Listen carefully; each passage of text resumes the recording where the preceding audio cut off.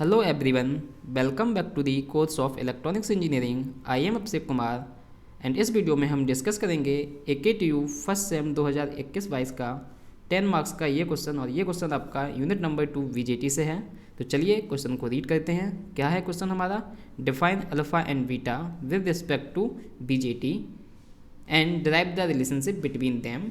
यानी कि हमको अल्फा एंड बीटा डिफाइन करने हैं बाईपोलर जंक्शन ट्रांजिस्टर के लिए एंड इनके बीच में हमको रिलेशनशिप भी फाइंड करना है। देन हमसे पूछ रहे हैं a transistor having alpha equals to 0.97 and reverse saturation current ICVO 10 micro ampere. Alpha की वैल्यू दे दी है हमको, साथ ही साथ ICVO की वैल्यू दी है। And this transistor is operated in CE mode, common emitter mode में ट्रांजिस्टर ऑपरेट कर रहा है। If the base current is 250 micro ampere, base current की वैल्यू भी दे दी है। देन हमको कैलकुलेट करना है IE एंड IC, राइट। तो इस क्वेश्चन में दो पार्ट्स हैं। पहला पार्ट तो थ्योरेटिकल है, अल्फा बीटा डिफाइन करना है, उनके बीच में रिलेशनशिप फाइंड करना है। एंड सेकंड पार्ट में हमको क्या करना है, हमको कुछ IE और IC की वैल्यू फाइंड करनी है। तो ये आपका न्यूमेरिकल बेस्ड क्वेश्चन हो गया है, राइट। तो चलिए पहले हम फर्स्ट पार्ट सॉल्व करते हैं, that is alpha and beta, right. तो चलिए सॉल्यूशन स्टार्ट करते हैं इस क्वेश्चन के लिए। तो पहले हम देखते हैं अल्फा होता क्या है। अल्फा का मतलब होता है alpha is the DC current gain in common base configuration. किस कॉन्फ़िगरेशन में? कॉमन बेस कॉन्फ़िगरेशन में। कॉमन बेस का मतलब क्या होता है आपका कॉमन बेस कॉन्फ़िगरेशन में? कि आपका जो बेस टर्मिनल है वो बेस टर्मिनल आपका इनपुट साइड पे एंड आउटपुट साइड पे दोनों साइड कॉमन होता है, राइट। ये आपका बेस टर्मिनल रहा, ये हमारी इनपुट साइड है, this side is the input side.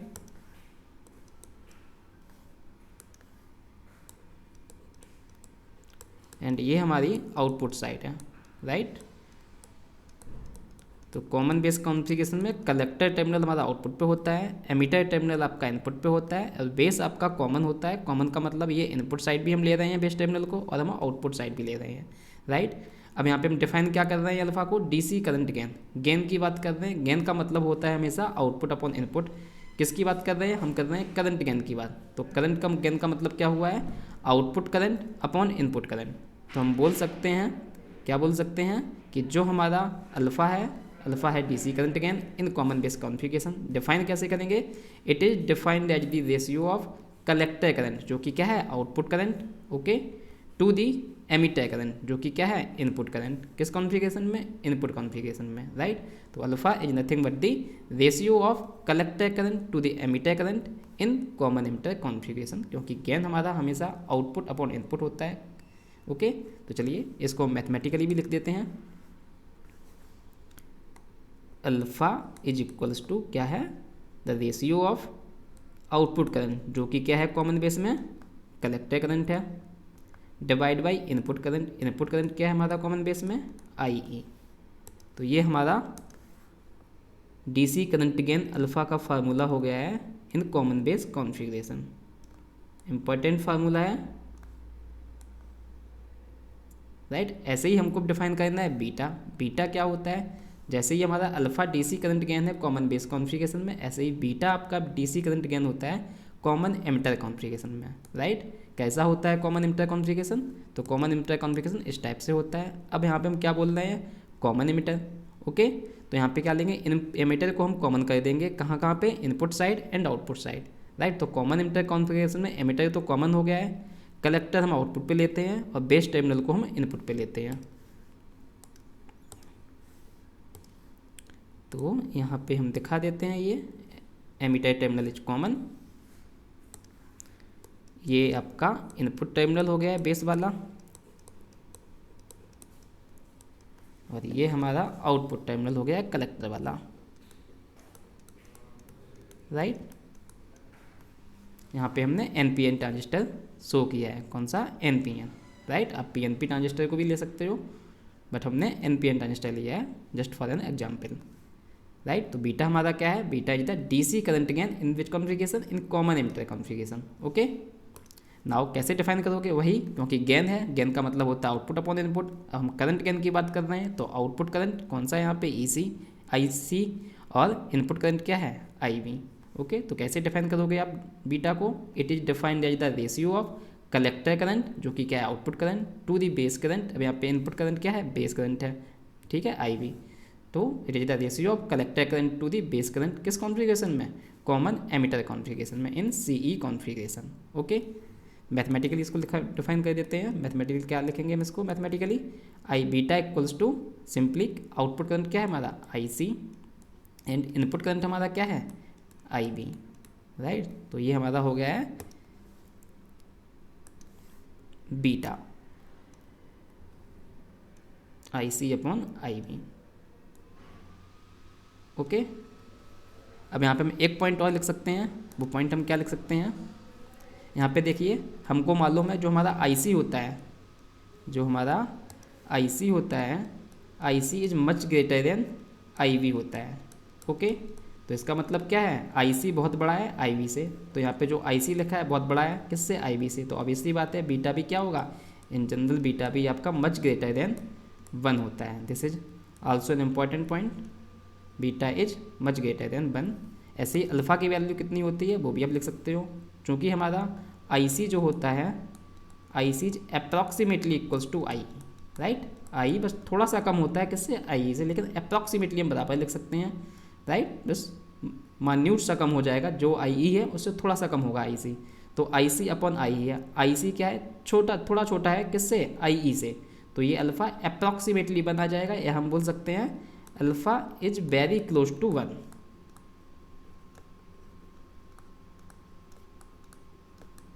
Very close to 1, और we can say that alpha is approximately equals to 1, right. और अल्फ़ा की जनरली वैल्यू आपकी आती है 0.98 के अराउंड, राइट, या 0.95 ऐसा कुछ अल्फ़ा देते हैं, राइट। जैसे इस क्वेश्चन में हमको देखो अल्फ़ा क्या दिया है, अल्फ़ा हमको दे भी रखा है इस क्वेश्चन में, कितना दिया हुआ है, alpha is equals to 0.975, right. तो अल्फ़ा की वैल्यू नियरली अबाउट 1 होती है। तो हमने दोनों टर्म डिफाइन कर दिए, अल्फ़ा क्या होता है, बीटा क्या होता है। ये आपके करंट गेन होते हैं, एक अल्फ़ा होता है कॉमन बेस में, बीटा होता है कॉमन एमिटर कॉन्फ़िगरेशन में, राइट। मैथमेटिकल फार्मूला भी लिख दिया है मैंने। अब हमको इनके बीच में रिलेशनशिप भी फाइंड करना है, ये भी क्वेश्चन में पूछा है, राइट। तो यहाँ पे देखिएगा आप, इस ट्रांजिस्टर को एज ए नोड मान लो, तो यहाँ पे देखो कौन कौन से करंट इस ट्रांजिस्टर पे आ रहे हैं, आई वी आ रहा है और आई सी आ रहा है ट्रांजिस्टर पे। एक आई वी इंटर कर रहा है बेस टर्मिनल से, कलेक्टर टर्मिनल से आई सी इंटर कर रहा है, और एमिटर टर्मिनल से क्या बात जा रहा है, आई ई जा रहा है। चाहे कि आप किसी भी मोड में देख लो, ये कॉमन एमिटर मोड में था, ऐसे ही हमारा कॉमन बेस में भी है। आई वी ट्रांजिस्टर पे, ये ट्रांजिस्टर को एज ए नोड मान लो, राइट, जो ये ब्लू कलर का मैंने शो किया है। अब यहाँ पे आई वी इंटर कर रहा है, आई सी भी इंटर कर रहा है, तो I C and I we आपके इनकमिंग करंट हो गए, और बाहर कौन सा करंट जा रहा है, आई ई। तो KCL से यहाँ पे क्या हो जाएगा, इनकमिंग करंट है I C and I V, तो I C plus I V is equals to outgoing current I E, right. तो इस इक्वेशन का हम यूज करेंगे। तो यहाँ पे हमारा क्या हो जाएगा, since I E equals to, ये आउट गोइंग करंट था एनपीएन ट्रांजिस्टर के लिए, इनकमिंग करंट कौन कौन से हैं, I C, collector current and base current, right. अब मैं क्या करूँगा, इस इक्वेशन को डिवाइड कर दूंगा आई सी से, राइट।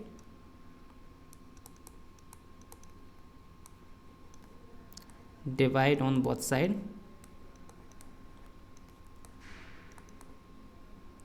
By I C. तो आई सी से डिवाइड करोगे तो क्या हो जाएगा,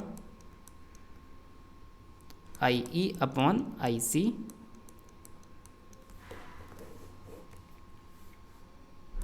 इज इक्वल्स टू, यहाँ पे आई सी प्लस आई बी को जब आई सी से डिवाइड करोगे तो आई सी अपॉन आई सी कितना हो जाएगा 1, एंड यहाँ पे हो जाएगा I V upon I C.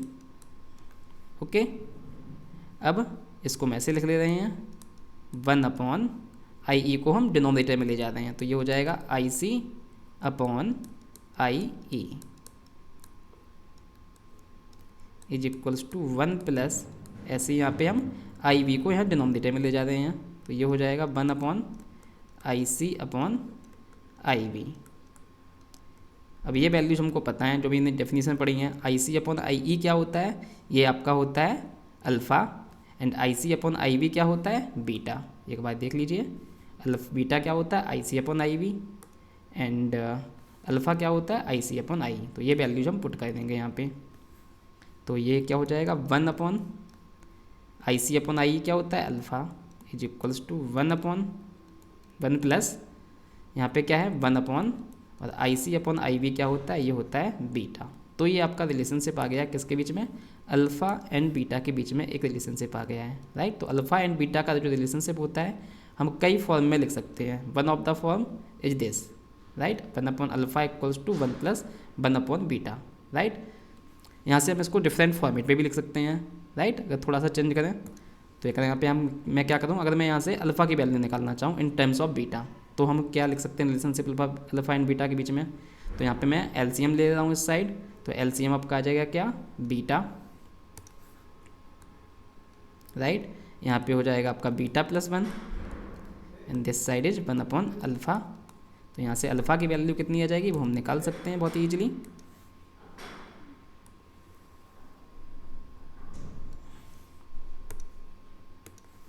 तो यहाँ से आपका अल्फ़ा आ जाएगा, alpha equals to, right, just cross multiply कर दीजिए, तो अल्फ़ा इक्वल्स टू क्या हो जाएगा, बीटा अपॉन 1 + बीटा, राइट। तो ये आपका अल्फ़ा बीटा के बीच में डायरेक्टली रिलेशन हो गया है कि alpha in terms of beta. तो ये फार्मूला भी याद रख सकते हो, राइट।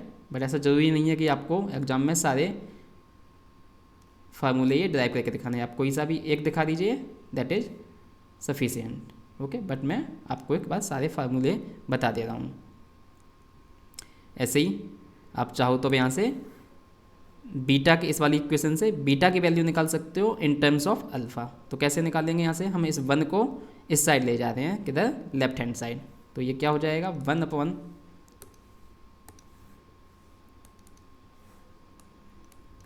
राइट, क्या हो जाएगा 1/अल्फ़ा -1 इज इक्वल्स टू 1/बीटा। तो यहाँ से ये हो जाएगा आपका 1 - अल्फ़ा, एलसीएम लेने के बाद अल्फ़ा हमने एलसीएम लिया है, तो यहाँ पे हो जाएगा 1 - अल्फ़ा इज इक्वल्स टू 1/बीटा। अब यहाँ से आप बीटा की वैल्यू लिख सकते हो इन टर्म्स ऑफ अल्फ़ा। तो बीटा जिस क्रॉस मल्टीप्लाई करके हम यहाँ से बीटा की वैल्यू निकाल रहे हैं, तो बीटा इक्वल्स टू क्या हो जाएगा, ये अल्फ़ा इधर जाएगा और ये 1 - अल्फ़ा आपका डिवाइड में आ जाएगा। तो ये फार्मूला लिख सकते हो, राइट। तो यहाँ पे क्या है, बीटा की वैल्यू है इन टर्म्स ऑफ अल्फ़ा, तो बीटा इक्वल्स टू क्या होता है, अल्फ़ा अपॉन 1 - अल्फ़ा।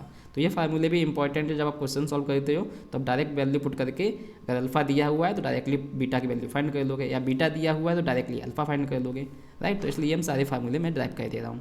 बट ऐसा नहीं है आपको कि सारे एग्जाम में करेंगे, एग्जाम में आप यहाँ पे भी छोड़ सकते हो, ये फार्मूला भी निकाल सकते हो, राइट। तो हमारा beta in terms of alpha भी आ गया है।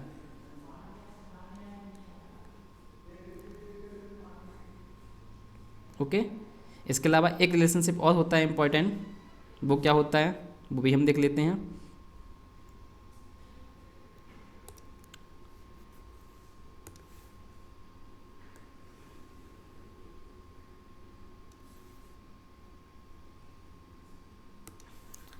अब अगर मैं यहाँ पे क्या कर दूँ, जो हमने ये बीटा की वैल्यू अल्फ़ा के टर्म्स में निकाली है, beta equals to alpha upon 1 - alpha, अगर मैं दोनों साइड 1 ऐड कर दूँ, okay, add 1 on both side,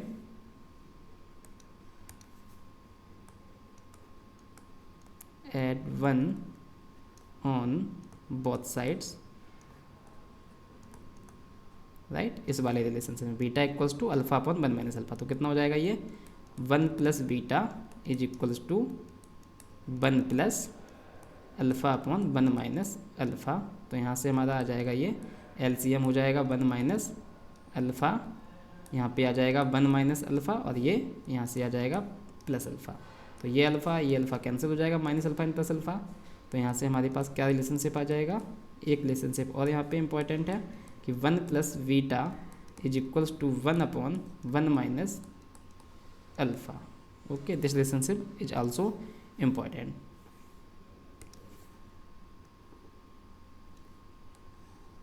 तो हम अल्फ़ा एंड बीटा के बीच में इतने सारे रिलेशनशिप लिख सकते हैं, बट आपको एग्जाम में कोई सा भी ये कह देना, आपको बस यहाँ तक कह देना है दिस वन इज सफिशिएंट, और if you want to do one more in terms of alpha and beta you can derive these two relationship also, right. But it is not necessary कि आप सारे फार्मूले ड्राइव करो, बस आपको alpha and beta के बीच में रिलेशनशिप करना था, फाइंड करना था क्वेश्चन में, तो वो आप कोई सी भी एक इक्वेशन लिख दो, राइट। तो ये हमारा रिलेशनशिप भी फाइंड हो गया है। देन हमसे क्वेश्चन में क्या पूछ रहे हैं, हमसे एक न्यूमेरिकल पार्ट है क्वेश्चन में, उसमें हमसे एमिटर करंट और कलेक्टर करंट की वैल्यू पूछ रहे हैं। तो क्या दिया हुआ क्वेश्चन, यहाँ पे हमको ट्रांजिस्टर में बोल रहे हैं कि अल्फ़ा की वैल्यू कितनी है 0.97। तो यहाँ पे हमको अल्फ़ा दिया हुआ है, कितना है अल्फ़ा 0.975, राइट। एंड हमको दे रहे हैं रिवर्स सैचुरेशन करंट ICVO दे रहे हैं, राइट। ICVO कितना दिया है हमको 10 माइक्रो एम्पियर। और क्या दे रहे हैं, और बोल रहे हैं कि it is operated in common emitter mode, C mode में ये ऑपरेट कर रहा है, okay. Now if the base current is 250 micro ampere, base current का मतलब जो बेस टर्मिनल से करंट ट्रांजिस्टर में है, राइट, वो कितना दिया हुआ हमको, IV दिया है 250 माइक्रो एम्पियर। क्या कैलकुलेट करना है हमको, IE एंड IC, राइट। तो सबसे पहले हमको पता होना चाहिए कौन सा मोड है, ये कॉमन एमिटर मोड है। और कॉमन एमिटर मोड में जो हमारी इक्वेशन होती है कलेक्टर करंट को फाइंड करने की, वो इक्वेशन होती है IC is equals to beta IB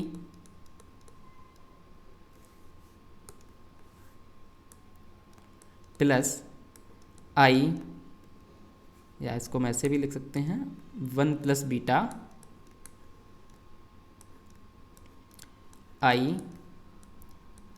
ICVO, okay. ये आपका फार्मूला होता है कलेक्टर करंट को कैलकुलेट करने के लिए, किस कॉन्फ़िगरेशन में, CE कॉन्फ़िगरेशन में, कॉमन एमिटर कॉन्फ़िगरेशन में, ओके।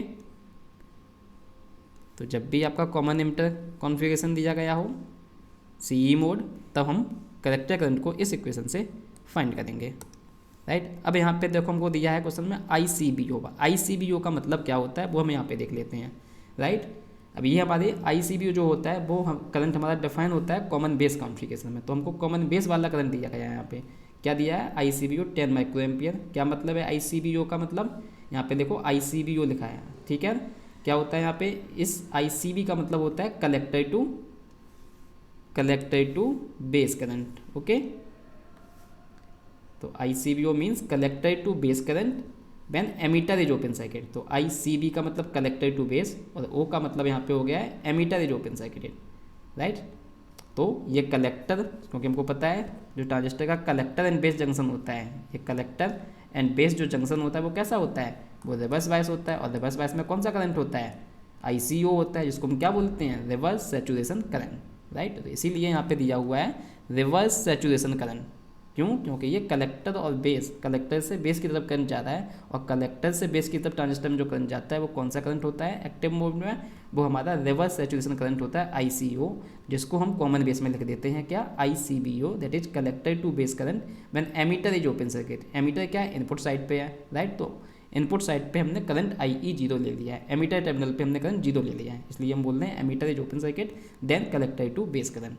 तो ये हमको दिया हुआ है reverse saturation current 10 micro ampere, right. और यहाँ पे एक चीज़ और होती है कॉमन एमिटर कॉन्फ़िगरेशन में भी, जैसे हमारा यहाँ पे एक टर्म डिफाइन है ICVO, ऐसे ही कॉमन एमिटर कॉन्फ़िगरेशन में हमारा टर्म डिफाइन होता है ICEO। CE का मतलब collector to emitter current when base is open circuited, okay. तो यहाँ पे हमने बेस ओपन कर दिया है, क्योंकि एमिटर यहाँ पे क्या था, कॉमन था, इनपुट साइड हमने ओपन कर दी है, तब कलेक्टर से एमिटर की तरफ कितना करंट जा रहा है, वो वाला करंट होता है ICEO। और जो करंट ICEO की वैल्यू होती कितनी है, वो आपकी ये पूरी वैल्यू होती है 1 प्लस बीटा ICVO। तो ICEO क्या होता है, 1 प्लस बीटा ICVO। तो this formula is also important, ICEO that is collector to emitter current when base is open circuited. कितनी वैल्यू होती है ICEO की, 1 प्लस बीटा ICVO, ओके। तो यहाँ पे ये 1 प्लस बीटा ICVO को हम ICEO भी लिख सकते हैं अगर क्वेश्चन में पूछ रहे हैं, बट क्वेश्चन में हमसे सबसे सिंपली IE और IC पूछ रहे हैं, तो इसलिए मैंने डायरेक्टली IC के लिए फार्मूला ये लिख लिया है 1 plus beta IB plus 1 plus beta ICVO। अब हमको अल्फ़ा गिवन है, अगर अल्फ़ा गिवन है तो बीटा की वैल्यू कैलकुलेट कर सकते हैं, जो कि पीछे वाले फार्मूले से निकाल सकते हैं हम, जो भी हमने ड्राइव किए हैं। क्या होता है, beta equals to alpha upon 1 minus alpha. तो ये वैल्यू हम पुट कर देते हैं, beta equals to alpha upon 1 minus alpha. तो ये हो जाएगा अल्फ़ा 0.975 डिवाइड बाई 1 माइनस 0.975। तो जब ये सॉल्व करेंगे तो यहाँ से हमारा बीटा कितना आ जाएगा, हमारा बीटा आ जाएगा 0.975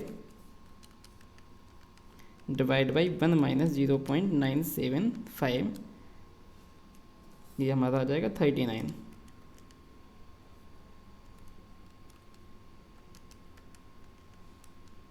राइट। तो यहाँ से हमारी बीटा की वैल्यू आ गई है 39। Now just put all the values, beta की वैल्यू यहाँ पे पुट कर देंगे, आई भी हमको गिवन है यहाँ पे 1 प्लस बीटा, और आई सी भी, जो भी हमको गिवन है। Now we know all values in this formula, so just put all these values. तो यहाँ से हमारा आई सी आ जाएगा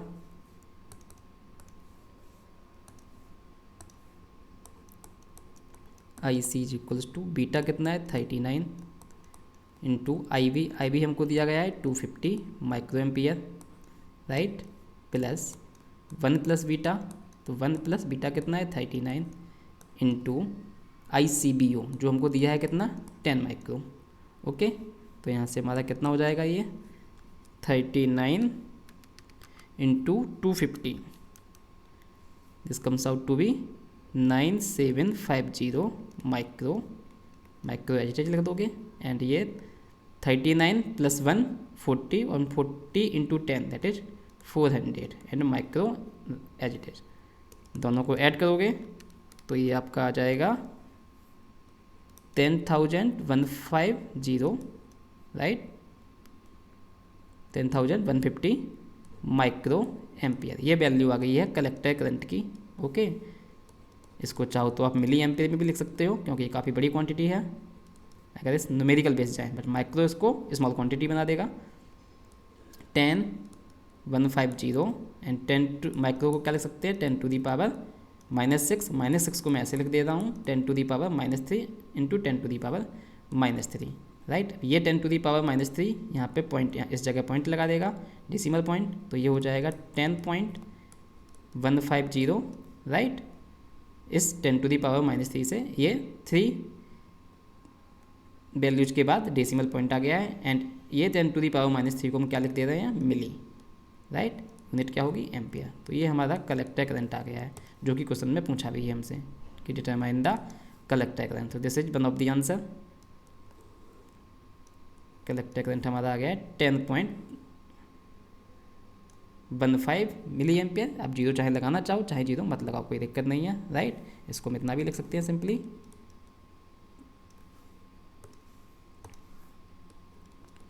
10.15 मिली एम्पियर। ओके, तो आई सी तो आ गया हमारा। अब हमको क्वेश्चन में दूसरी चीज़ क्या पूछी थी, दूसरी चीज़ हमसे पूछी है I E, right, determine I E and I C. तो आई सी हमने फाइंड कर लिया, अब हमको आई ई और फाइंड करना है।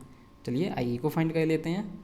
अगेन कौन सी इक्वेशन लगा देंगे हम, अब हमें ये वाली इक्वेशन अप्लाई कर देंगे, I E equals to I C plus I B. I B हमको क्वेश्चन में ही गिवन है, आई सी हमने अभी अभी कैलकुलेट किया है।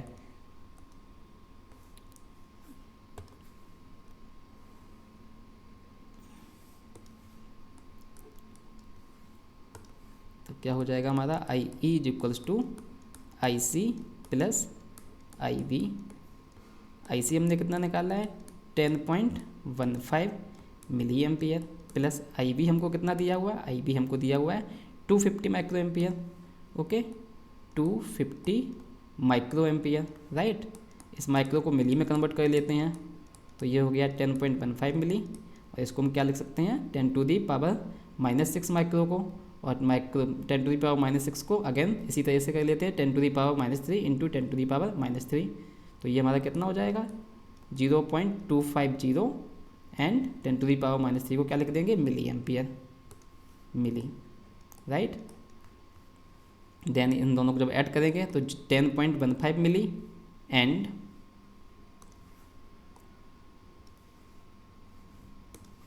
0.25, राइट। तो ये कितना हो जाएगा 10.4 milli ampere. This is the value of current I, that is the emitter current that is asked in the question. तो इस तरीके से हम इस क्वेश्चन को सॉल्व करेंगे, राइट। इजी है काफ़ी क्वेश्चन। ओके, इस यूनिट 2 से बहुत ही सिंपल आपके क्वेश्चन आते हैं, directly formula based. Collector current पूछ देंगे, एमीटर करंट पूछ देंगे, राइट, अल्फा बीटा की वैल्यू फाइंड करने के लिए पूछ देंगे। तो इस टाइप के ही क्वेश्चन आते हैं इसमें यूनिट से। तो just remember all the formulas for this unit and you can easily solve the all the numericals that can be asked in the exam. Okay, तो चलिए इस वीडियो को हम स्टॉप करते हैं। And students, if you are new to our channel, then subscribe to our channel. Also press like and share the video, right? And if you want latest updates of the video, then press the bell icon so that you will get the update about the videos. Thank you.